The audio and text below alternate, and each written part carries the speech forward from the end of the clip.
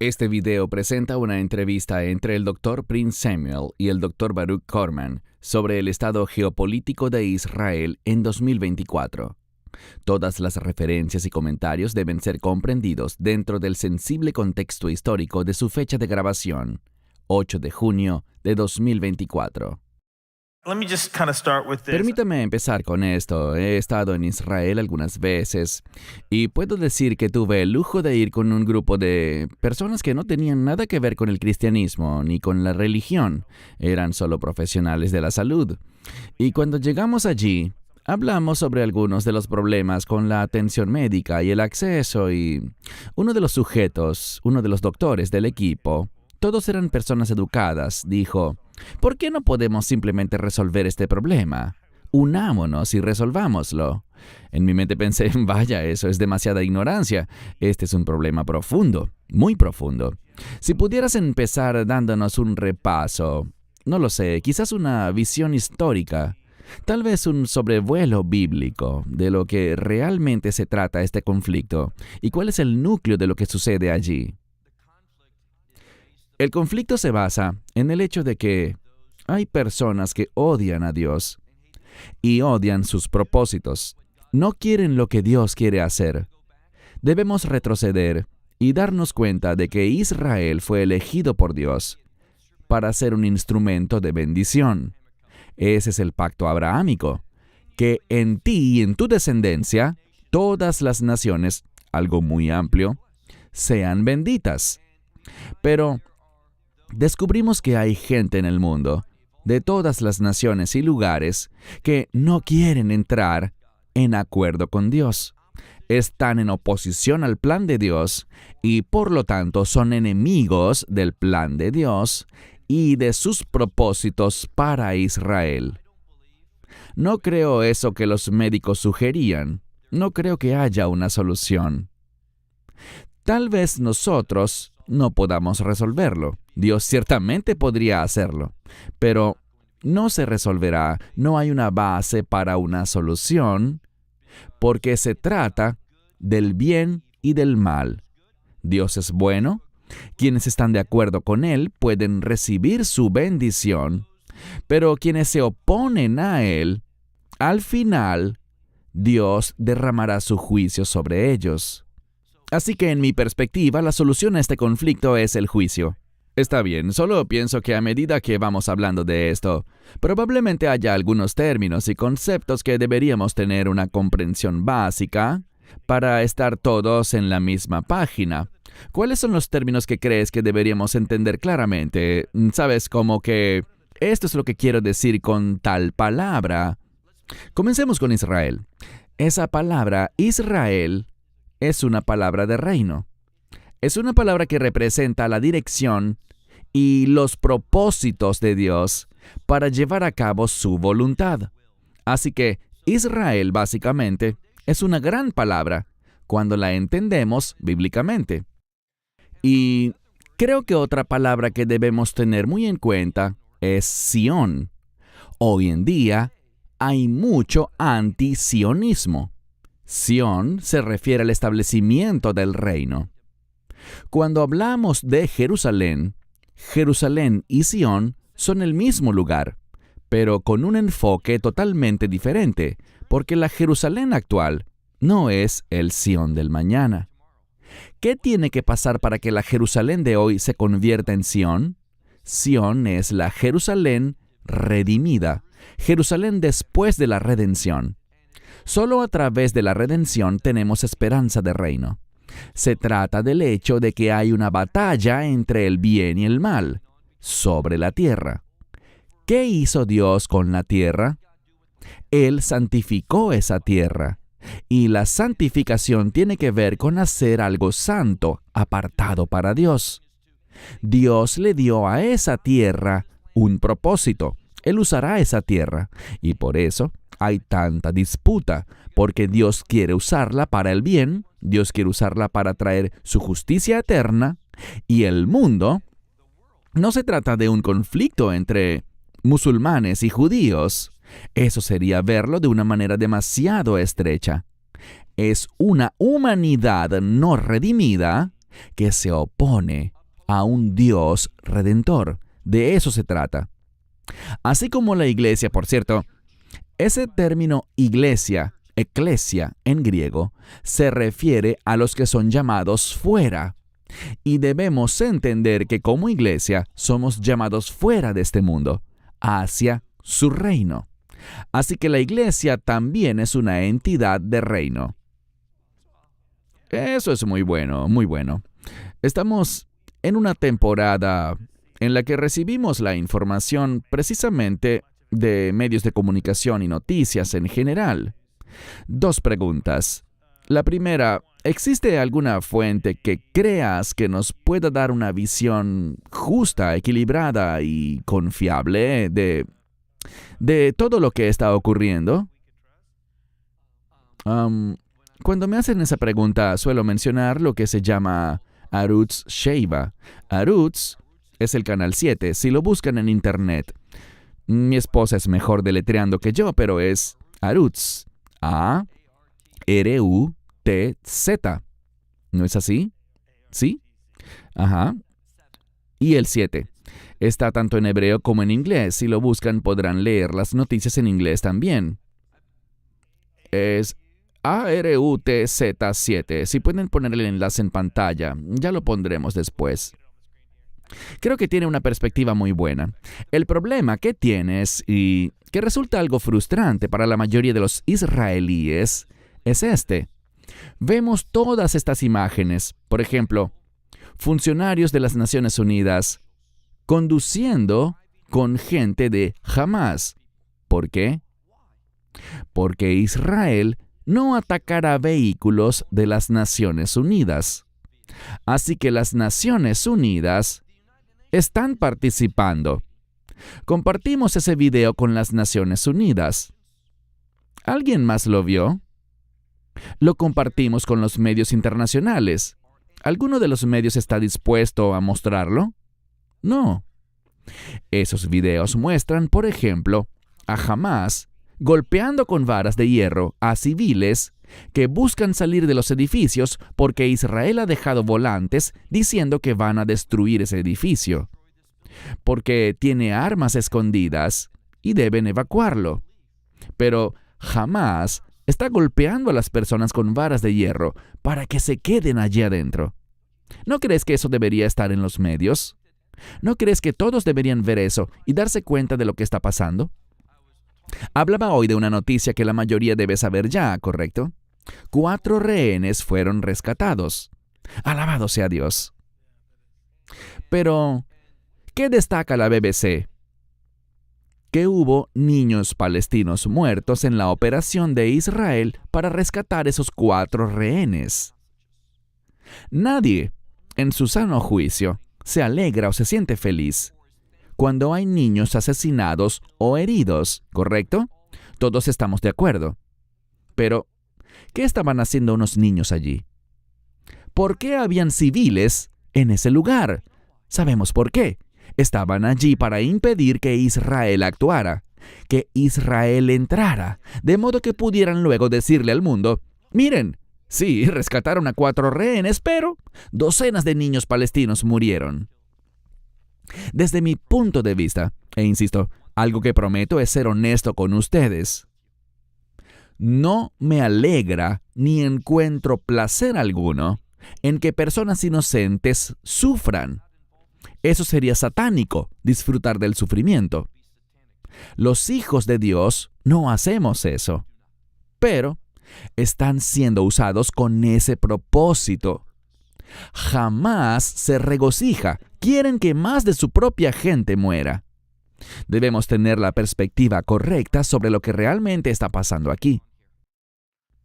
Israel no está cometiendo genocidio. Israel no está lanzando bombas al azar. Israel ha hecho grandes esfuerzos para tratar de limitar toda clase de bajas y daño colateral.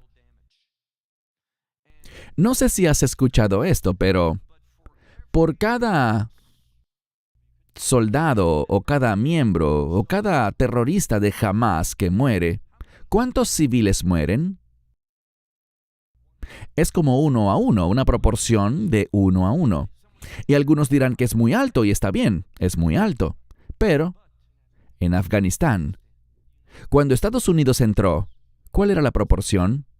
1 a 8 o 1 a 9. Así que yo le diría a la gente en los Estados Unidos que está criticando a Israel y diciendo que estamos bombardeando al azar y que no nos importa la vida de los demás, que estamos haciendo un trabajo mucho mejor que el ejército de los Estados Unidos. No quiero ser ofensivo, pero es un hecho comprobado. Debemos tener una perspectiva realista de lo que está sucediendo allí. ¿Cuál es la mentalidad general de los israelíes en este momento? Una pregunta muy importante. En primer lugar, la política. La política, desafortunadamente, se mete en todas partes. El primer ministro, Benjamín Netanyahu, ha sido primer ministro durante ¿cuánto? ¿13 años? Es mucho tiempo. Independientemente de lo que uno piense de él, ser la cara del primer ministro de Israel durante tantos años es mucho tiempo. Y lo que les diría, la mayoría lo sabe, es que Israel pasó creo que por 4 ciclos electorales, porque él no pudo formar un gobierno. Pero si quitas a Netanyahu del liderazgo, podría haber habido un gobierno muy conservador, lo que yo creo que sería una coalición de derecha muy fuerte, pero con Netanyahu como líder del Likud, no fue posible formarla. Quizás él tenía que hacerse a un lado para dar paso a la siguiente generación. Creo que algo que realmente muestra madurez es darse cuenta de cuándo llega el momento justo.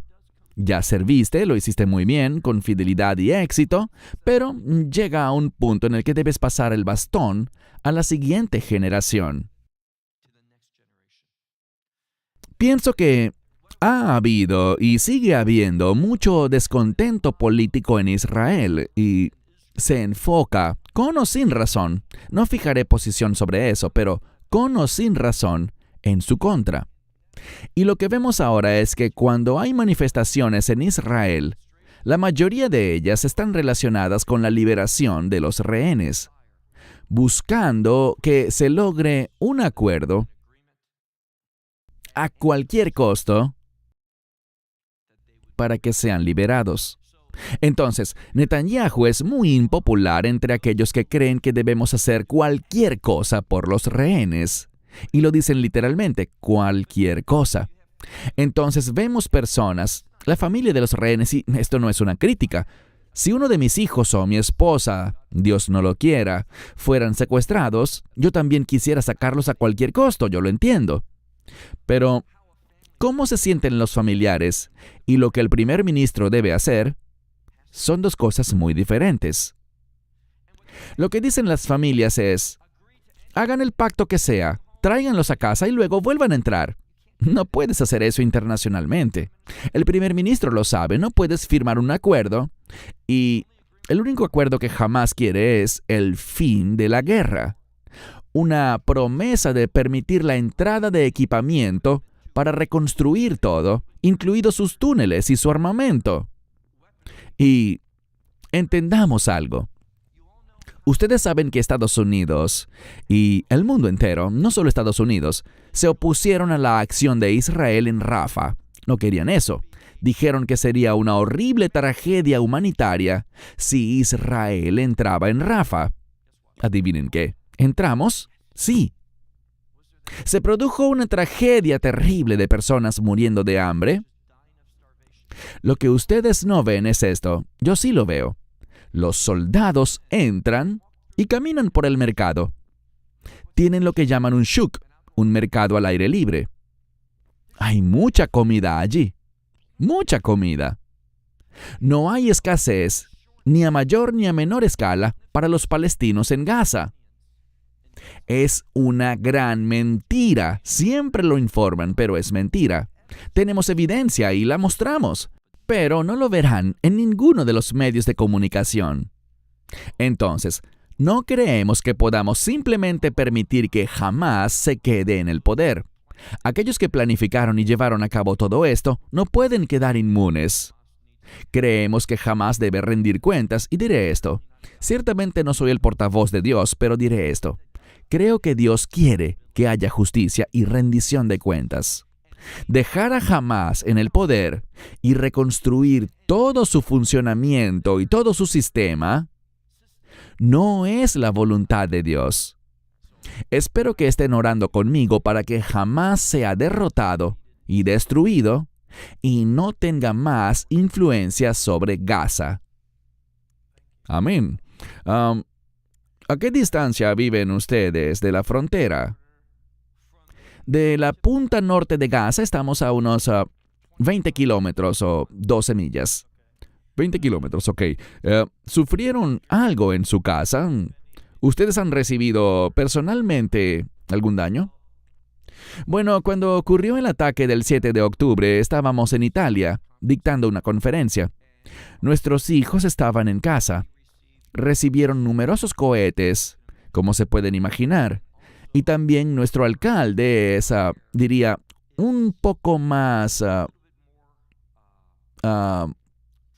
preventivo en sus pensamientos. Había rumores de que algo estaba pasando en Gaza. El 7 de octubre no debió tomar por sorpresa al ejército israelí, pero lo hizo completamente y no debió ser así. Nuestro alcalde estaba al tanto de las preocupaciones por supuestas actividades en Gaza, y como cualquier ciudad tenemos una especie de patrulla civil, así que él distribuyó todas las armas. Y les dijo, comenzando a la medianoche, que estuvieran patrullando. Y él estuvo despierto toda la noche organizando la logística y todo lo demás. Tuvimos ataques terroristas por parte de Hamás en nuestras playas. Pero como estábamos preparados, no tuvieron éxito. En 2 ocasiones diferentes, los terroristas entraron con éxito en Ashdod, nuestra ciudad. Uno llegó al estacionamiento del supermercado al lado de nuestra casa, pero fue capturado. Otros 2 fueron capturados en las arenas. Ashdod está rodeada por una especie de desierto. Tuvimos esta amenaza, pero como estábamos preparados, no pasó a mayores. Quiero decir también que había una niña pequeña, Emily. Ella tenía 8 años. Celebró su cumpleaños en cautiverio. Su padre es de Dublín, Irlanda, y estaban en un sector. Vivían en lo que se llama Otef Asa, un área alrededor de Gaza, en las comunidades judías. Su hija fue a pasar la noche con unos amigos y fue tomada como rehén. Y él sobrevivió. ¿Por qué? Porque tenía un arma. Y como tenía un arma y muchísimas municiones, fue capaz de salvarse a sí mismo y a los que estaban en su casa. Lo que me resultó sorprendente es que, tal vez no lo sepan, pero la mayoría de los que viven en estas comunidades alrededor de Gaza tienden a ser personas que proclaman la paz ya. Quieren la paz a toda costa. Todos queremos la paz, pero no a toda costa. Y decidieron entregar todas sus armas, y eso los hizo muy, pero muy vulnerables ante esta situación. Diré esto. Una de las razones por las que murieron más de 200 soldados el 7 de octubre, casi 300, es porque Israel, como dije, recibió inteligencia. Por cierto, ¿escucharon que Egipto compartió con Israel información de inteligencia de que iba a haber un ataque masivo? Egipto lo compartió, pero ¿qué hizo Israel? Lo ignoró. Por cierto, ¿sabían que Hamás envió correos electrónicos a los líderes de estas 21 comunidades alrededor de Gaza diciendo, vamos a convertir su día, por cierto, el 7 de octubre, ¿qué era el 7 de octubre? Shemini Atzeret, una fiesta bíblica, también conocida como Simchat Torah, la alegría de la ley. Y lo sabían. Ellos escribieron, vamos a convertir su día de alegría en un día de duelo. Todas las 21 comunidades recibieron esto y lo entregaron al gobierno preguntando, ¿qué significa esto? ¿Mas qué hizo el gobierno? Nada. Nada. El 7 de octubre no debió haber ocurrido, pero en las primeras horas de la mañana, y todo esto se reportó en las noticias israelíes. Yo no tengo canales especiales. Todo lo que escucho es lo que los medios comunes informan en Israel, que es muy distinto de lo que ustedes oyen. Shabak, que es como el FBI israelí, y el Mossad, que es como la CIA israelí, se reunieron y enviaron aproximadamente a 300 capitanes, algunos de los mejores soldados, a esa comunidad alrededor de las 2 o 3 de la mañana. Pero aquí estuvo su error. Pensaron que habría un ataque, pero que tal vez serían unos 10 o 15 terroristas de Hamás atacando a una comunidad. Nunca anticiparon, aunque tenían el plan. Israel tenía el plan. Lo que ellos decían que iban a hacer con miles de terroristas. Pero no lo creyeron. Israel dijo que eso era solo una exageración, un plan absurdo de Hamás que nunca lo ejecutarían. Adivinen qué. Lo hicieron. Y estuvimos totalmente desprevenidos. Mencionaste algo sobre la derecha o el ala conservadora. ¿Qué significa eso? Sabemos lo que significa aquí, pero ¿qué significa en Israel cuando hablas de la derecha o los conservadores? Puede significar algo ligeramente diferente. Lo que significa es que aquellos que están en la derecha creen que los judíos deberían poder vivir en cualquier parte de la nación de Israel. Además, la derecha en Israel no está en contra de aquellas personas que el mundo llama a los palestinos. Ellos no se oponen a que ellos tengan sus comunidades, ni se oponen a que vivan en esa tierra tampoco, siempre y cuando, aquí está la clave, siempre y cuando obedezcan la ley. Siempre y cuando cumplan con no cometer actos terroristas. Ellos no quieren ver a los palestinos expulsados de la tierra de Israel. Esa no es la postura. Claro, hay algunos extremistas, siempre habrán extremistas con posiciones diferentes, pero en general, lo que la derecha quiere es la capacidad de habitar la tierra. ¿Y en qué se basan? Bueno, lean el libro de Abdías. El libro de Abdías es una profecía dirigida ¿a quién? A las naciones, a los gentiles. Y termina con el versículo 21 porque esta profecía solo tiene 21 versos. Termina diciendo, entonces el reino será del Señor. Eso es bueno, ¿no crees? La pregunta que deberías hacer es, ¿qué tiene que pasar para que el reino sea del Señor? Es decir, que el reino sea establecido bajo la ley de Dios, la voluntad de Dios y el plan de Dios. Si lo analizas bien, el pueblo judío debe habitar ciertos lugares físicos. Y de eso se trata. Los diferentes lugares donde la palabra de Dios dice, por ejemplo, Isaías 54. Tienes que ir y repoblar estos lugares que estaban desolados. Debes hacerlos fructíferos. Debes volverlos a habitar. Esos lugares que Dios dice que deben ser repoblados, estos son los lugares que el mundo quiere convertir en un estado palestino. Deben entender cuál es el conflicto. El mundo no quiere el reino de Dios ni nada relacionado con él. Por eso se oponen a lo que Dios dice proféticamente. No me creas a mí, lee Abdías, capítulo 1. Solo tiene un capítulo. Versículos 15, 16, 17, 18, 19 y 20. Mira lo que dice. La gente debe vivir en estos lugares antes de que se establezca el reino. De eso se trata el conflicto. Ok, muy bien. Cuando piensas en todas las cosas que están sucediendo, ¿sabes? Estábamos estudiando un libro en particular que hablaba del juicio que cayó sobre Israel en los tiempos bíblicos, porque se habían alejado de Dios. Tengo una especie de combinación de preguntas aquí. Cuando piensas en una nación que sigue a Dios y una nación que no lo hace, conocemos el discurso de Abraham que sostuvo. ¿Cómo defines eso? ¿Cómo puedes determinar cuándo una nación sigue verdaderamente a Dios?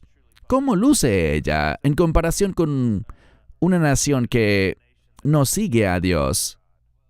Bueno, quiero ser muy claro. Israel no está siguiendo a Dios hoy en día. Simplemente no lo está. Les invito a leer, por ejemplo, Ezequiel capítulos 36 y 37. Dios promete traer de vuelta al pueblo a la tierra, pero no porque lo merezcamos, no porque nos lo hayamos ganado, sino por quién es Él. Todo se basa en su fidelidad y no en la fidelidad del pueblo. Dios lo hará porque tiene un plan y Él llevará a cabo ese plan.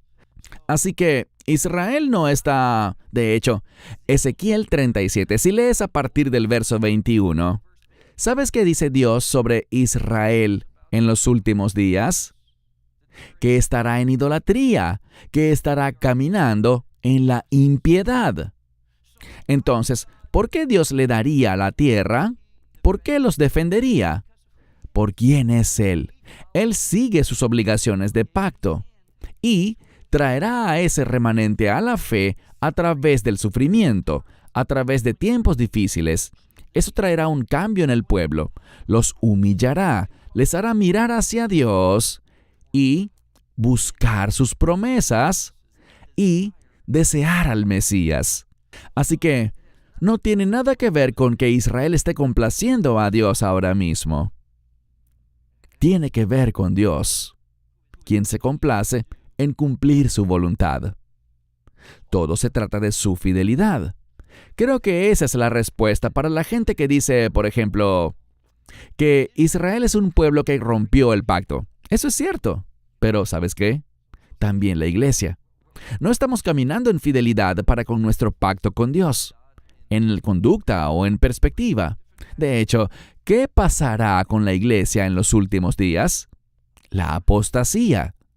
Así que no señalemos con el dedo y si lo hacemos, recordemos que la mayoría de los dedos nos apuntan a nosotros mismos. Dios va a cumplir su pacto con Israel por quien Él es. ¿Por qué? Para bendecir a las naciones. Esto es lo que el mundo no ve, lo que las Naciones Unidas no comprenden. Dios hará lo que prometió hacer con Israel, porque su mayor deseo, que nada lo cambiará, es bendecir a todas las familias de la tierra. Israel resultó ser la elección que Dios hizo para ser ese instrumento de bendición. Y deberíamos estar afirmando eso y orando por eso, en lugar de lo que hemos experimentado.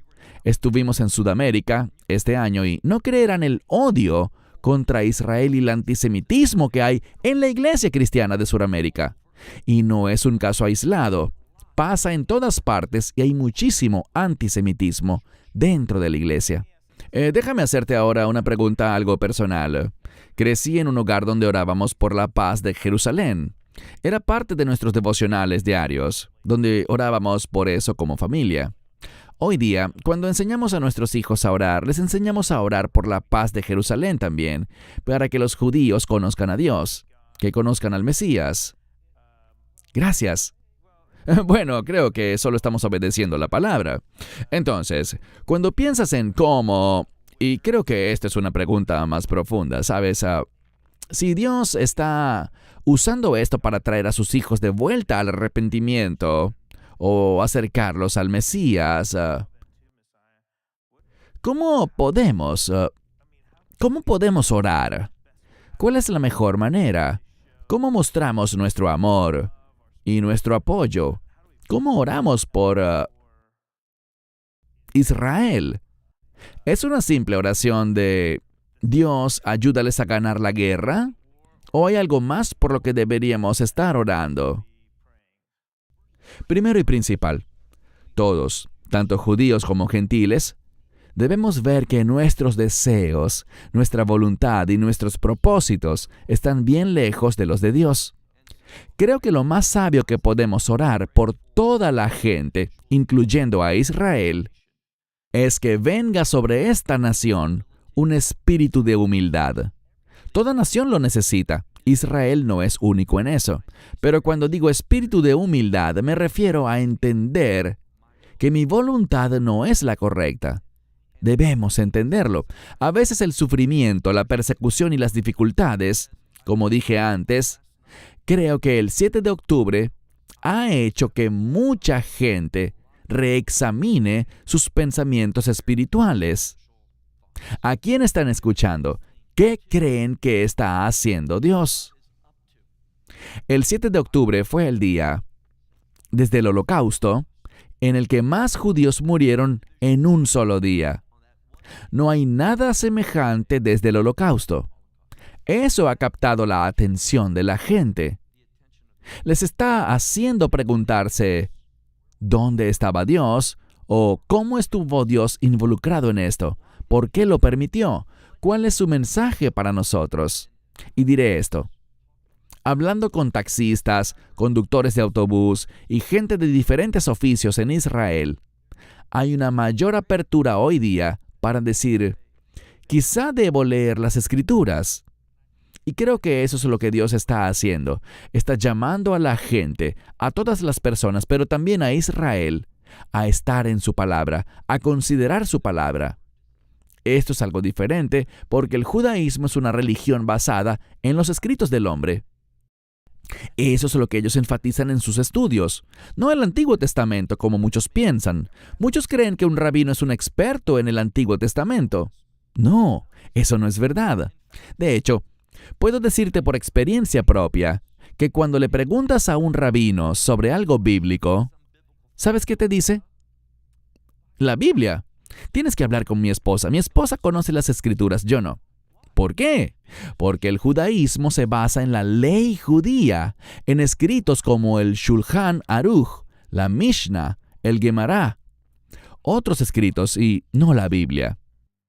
Mi esperanza es que esto cause que las personas, tal vez no los rabinos, pero sí la gente común, empiecen a investigar las Escrituras, a leer. Acabamos de completar, y creo que empezamos hace unos 2 años, todos los jueves por la noche en Israel, hasta que terminamos un estudio de todo el libro de Jeremías, leyéndolo en hebreo y enseñándolo en hebreo. Hemos recibido muchas respuestas. No es algo común, es algo único. No sé cuándo fue la última vez que alguien estudió el libro de Jeremías en hebreo. Este es el ministerio que hacemos, pues Dios puede enseñar mucho a través de Jeremías. ¡Qué bien! Ahora, cuando piensas en el palestino promedio, el israelí promedio, ¿cómo es la vida cotidiana cuando estos grupos interactúan en las calles? Digamos, en los vecindarios.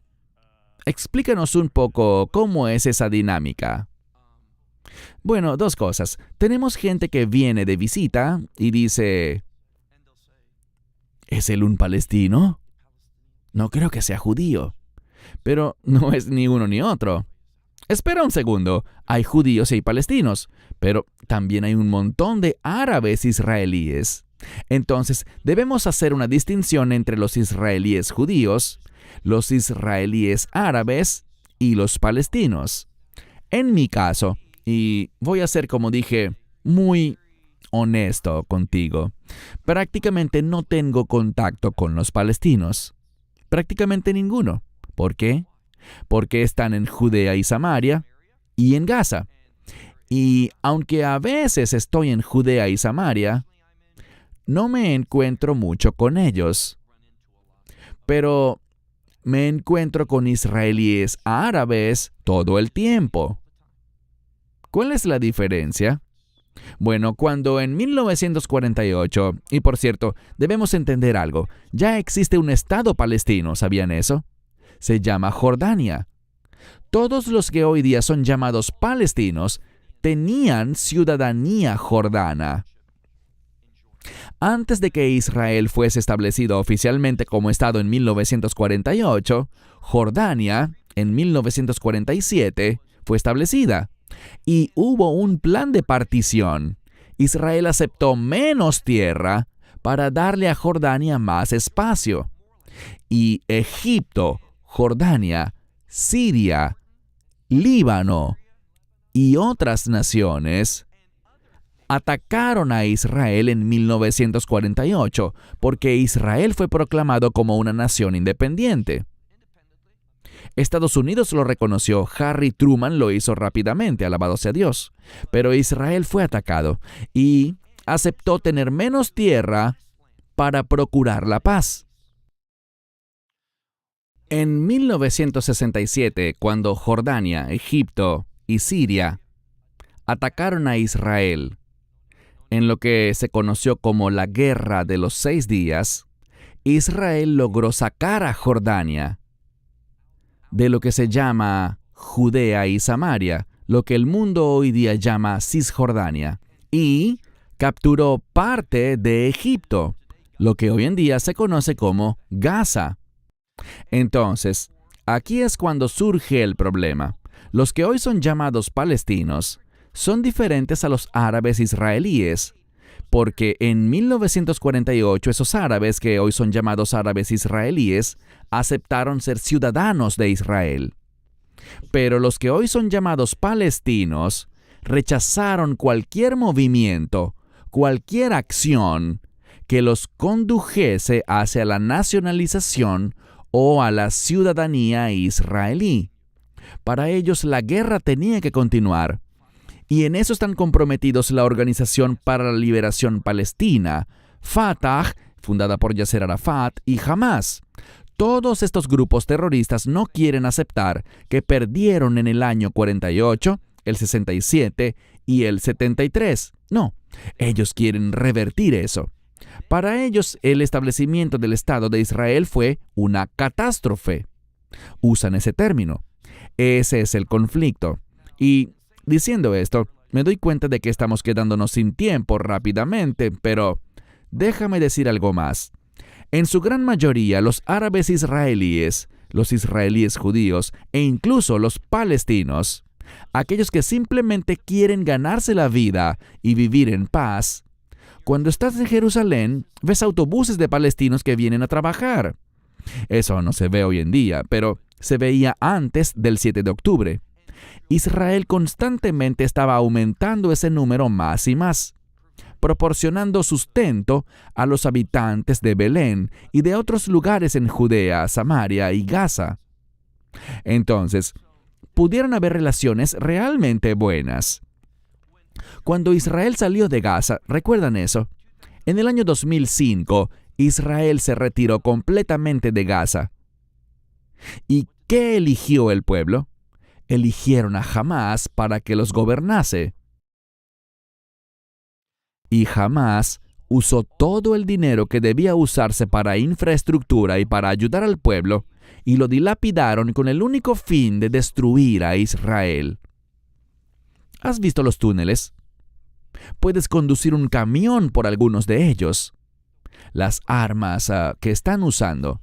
Los medios de comunicación denunciaron lo terrible que fue Israel porque destruimos una escuela de las Naciones Unidas, de una de sus delegaciones llamada UNRWA, Agencia de las Naciones Unidas para los Refugiados de Palestina. Nosotros destruimos una de sus escuelas, pero esta escuela era usada como un arsenal de armamento, era usada para lanzarnos cohetes. ¿Pero qué se reporta en los medios? Israel atacó una escuela. Así que, perdónenme, pero debo decirles con toda honestidad que las Naciones Unidas son una organización malvada e impía. Y mi esperanza es que tengamos un presidente en Estados Unidos que le diga a las Naciones Unidas en Nueva York, váyanse de aquí, y que no la financiemos más. Tiendo a ser un poco inflexible quizás, pero tenemos que defender lo que es correcto. Las Naciones Unidas participan en actividades impías, las apoyan, transportan terroristas. Ustedes no oyen en los medios cómo Israel trata a los soldados heridos de Hamás. Les dan tratamiento, los llevan a hospitales. Yo vivo en Ashdod y hemos tenido terroristas de Hamás siendo tratados en hospitales israelíes, en el hospital Asuta en Ashdod. ¿Por qué el ciudadano común no va al hospital de Asuta? Porque es privado. No podemos pagarlo. Tenemos que ir al hospital que nos toca por nuestro plan gubernamental. Pero los terroristas van a un hospital privado para recibir el mejor cuidado. ¿Has visto eso en las noticias? No, ¿verdad que no? Ese es el problema. Los medios de comunicación en todo el mundo están corrompidos, totalmente corrompidos. Ya no se trata de periodismo ni de decir la verdad, sino de moldear y formar tus opiniones para que seas controlado o te conviertas en un pequeño robot. Ese es el mundo en el que vivimos. Entonces, cuando pensamos en esto, creo que a veces hay una tendencia a aislar al cristianismo y a los seguidores de Cristo. Pero cuando pensamos en los palestinos, creo que generalmente pensamos que existen los cristianos, los judíos, los musulmanes y los palestinos, pero en realidad hay palestinos que siguen a Cristo. Hay árabes que sigan a Cristo. Tenemos amigos aquí, incluso en nuestra iglesia, personas libanesas que siguen a Cristo, sirios también. ¿Qué les dirías a ellos? Porque ellos están atravesando por muchas cosas.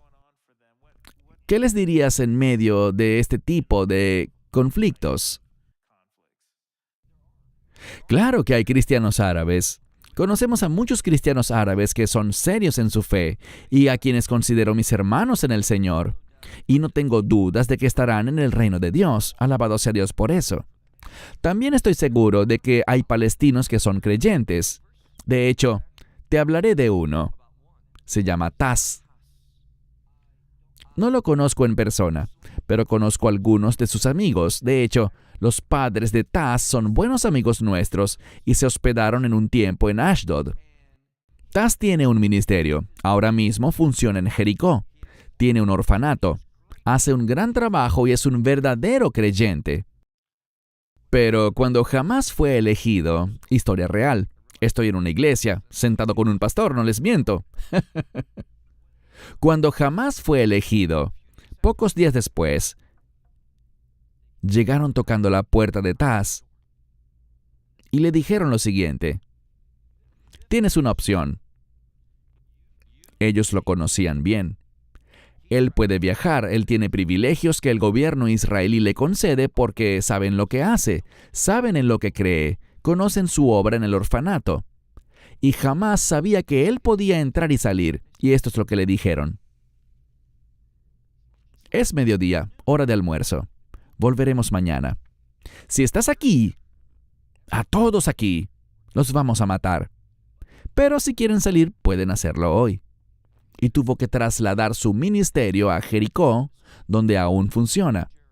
Tenemos algunos amigos que sirven con él. Es un gran ministerio. Así que hay verdaderos creyentes palestinos. Debemos orar por ellos. Son verdaderamente nuestros hermanos y hermanas. Pero debemos darnos cuenta de que Hamás los odia. Ellos están en una situación terrible, porque ser cristiano en Gaza es prácticamente una sentencia de muerte. Si se enteran y estás siendo luz, te van a eliminar. Esto es lo que hace Hamás a los cristianos. Los sacan y les dicen que son colaboradores de Israel y los torturan de manera muy pública para mostrarle a los demás: si no se someten a nosotros, esto es lo que les pasará. Eso es lo que hace Hamás. Así que, perdónenme, pero me da náuseas ver en los campus universitarios aquí en los Estados Unidos y en otros lugares del mundo a personas que apoyan a Hamás y ver a cristianos que están mal orientados. Agradezco poder compartir esto aquí, porque algunos piensan que Hamás, de cierta manera, brinda libertades religiosas y le deja a la gente en Gaza practicar su fe o compartir el Evangelio. Pero, si vas a Gaza y empiezas a compartir tu fe en las calles, más vale que tengas un buen seguro de vida, porque lo vas a necesitar. Dijiste que la solución para la paz realmente no existe, en el sentido de que el juicio es lo que traerá el tipo de paz del que estamos hablando. Desde mi punto de vista, sin mucho conocimiento, yo pensaba que los cristianos, los seguidores de Cristo, aparte del juicio, los cristianos son quienes pueden traer esa paz verdadera. Cristo es el único que puede hacer eso porque Él puede unirnos. Puede unir a un palestino con un árabe, con un judío, puede unir a personas en todo el mundo. Si todos volamos bajo esa bandera de nuestra unidad en Cristo, juntos, en primer lugar. Y si piensas en esa imagen y piensas en los versículos donde se nos dice que trabajemos por la paz de la ciudad, ¿por qué deberíamos orar? ¿Debemos orar primero por eso? ¿Cómo deberíamos estar orando? ¿Y cómo se ve eso realmente en la práctica en esa tierra? Bueno, Cristo trae paz dentro del individuo. A través de la fe en el Evangelio, tenemos paz para con Dios. Y cuando tengo paz con Dios, eso me da el potencial de tener paz contigo como mi hermano. Entonces, Él está uniendo a los creyentes.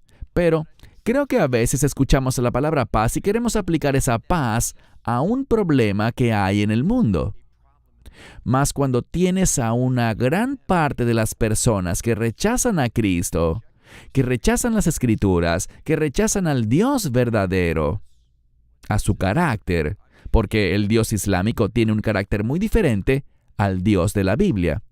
Por eso digo que no veo que haya una base para una solución a ese problema, pero lo que sí podemos tener, y creo que de verdad es una bendición para nosotros, es que cuando vamos a diferentes lugares y vemos a tantas personas, aunque son tan diferentes en su apariencia, en todo sentido, la forma de sus rostros, su idioma, quiero decir, sus palabras son tan diferentes de lo que estamos acostumbrados a oír.